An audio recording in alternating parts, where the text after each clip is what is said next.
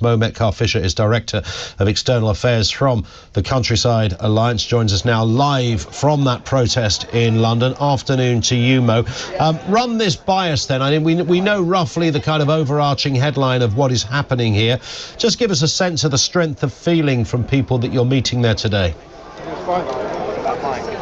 Well, as you can see, it's very wet. The weather's incredibly grisly, but it's not dampening spirits here among the farmers, but also country people who have travelled from all over the country. We've had people from Scotland, from the southwest, from Wales. Just a huge enthusiasm here, but also some real hurt and anger and a determination to get the message through to the Treasury, to Number 11 and the team there, that this tax is going to destroy family farms. And all we are asking for, not just at the Countryside Alliance, but farmers and all the other rural organisations, is for a rethink. This policy clearly hasn't been thought about properly. The figures between the DEFRA and the Treasury are just all over the place.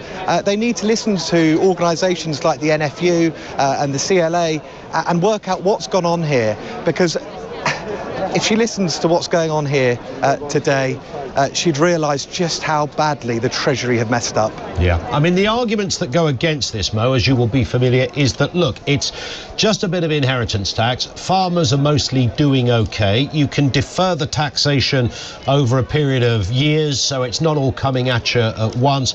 No one's farm needs to close. This is an overreaction. How do you respond to that? Because we keep hearing this same argument, certainly from the government and certainly from supporters of the government. Well, look, the government and any cheerleaders that have actually bothered to put their heads above the parapet to defend this tax are wrong, actually. And if they came and listened and actually talked to the farmers who had assembled here, they'd realise that that was just a load of nonsense. Farmers are struggling on a daily basis, and whilst on paper a farm might be worth a lot of money, in terms of their own turnover every year, a lot of them barely break even. But the point is, they don't actually want to sell their farms. This isn't about that. This is about keeping farms in the family for the next generation. And yet again, that's the kind of opinion that divides Whitehall and the countryside. That's why she needs to get round the table and listen to farmers and the farming unions. So when the government says that you won't have to sell your farm because you can defer payments and the like, it might be a change, it might not be desirable. Lots of taxes aren't desirable. Are you speaking to people, aware of people then who are saying, actually, my specific circumstances would mean I would literally have to sell what I have? Yes, there are farmers that are saying that, and believe me, that is not an easy decision or anything to think about.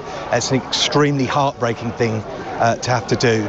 You know, the barriers that exist in farming, the red tape, TB, all these issues that make farming incredibly hard mean that for some, the prospect of this tax is just too much. That's why we need to get Rachel round the table, and she needs to think again about this policy. There it is, Mo. Thank you very much.